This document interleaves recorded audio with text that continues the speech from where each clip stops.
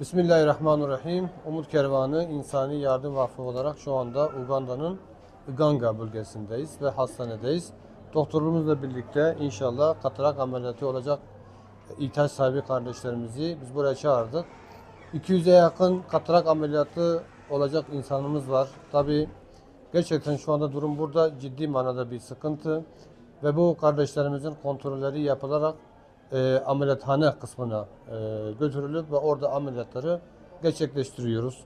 Tabii ki doktorların da ifade ettiği gibi daha fazla hastanın olduğunu ve daha fazla yardımın gelmesini istiyorlardı. Bizden ricada bulunmuşlardı. İnşallah biz de bu konuyu siz değerli hayırseverlerimize, bağışçılarımıza arz ediyoruz.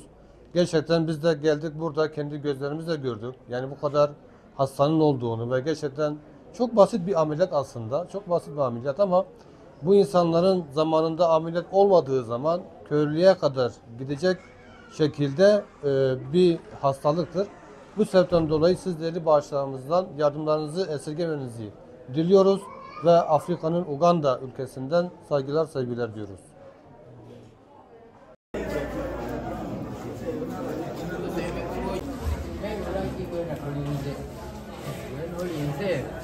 Allah hayırlı işler versin. Dua.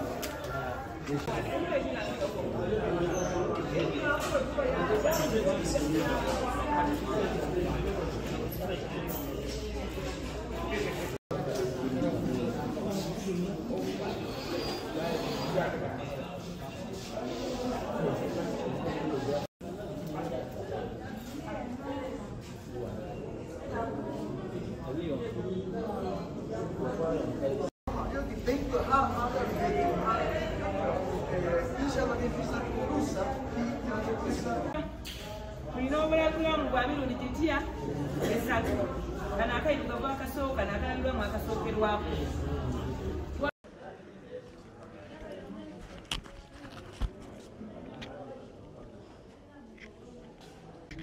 Oh, mashallah. Aya, moga.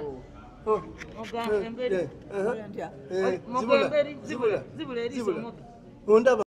Undaba. Oliwera bulungi.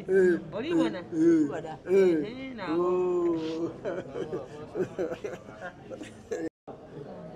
Nda maze emyaka esatu nga tibona aye omukiremaali bamaze okundeda ndaba saawa eno ndikubona bukalamu era ntereire bulungi.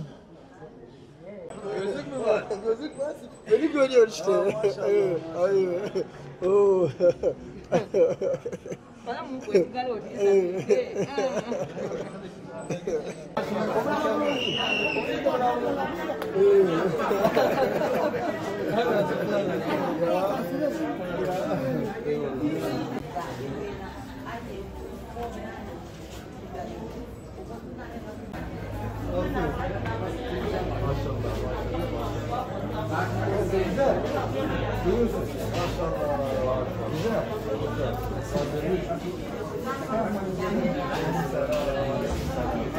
Güzel güzel şimdi. What do you want, Amina? I removed it. No, you can do. Yo greino. Ya fari. Hocam biraz iyi. Ya fari. Uti owulira otya? Owulira otya? Olibona?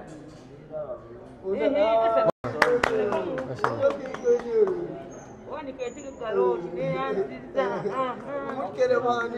Umut Kerevani to yanziza. Maşallah, maşallah, maşallah.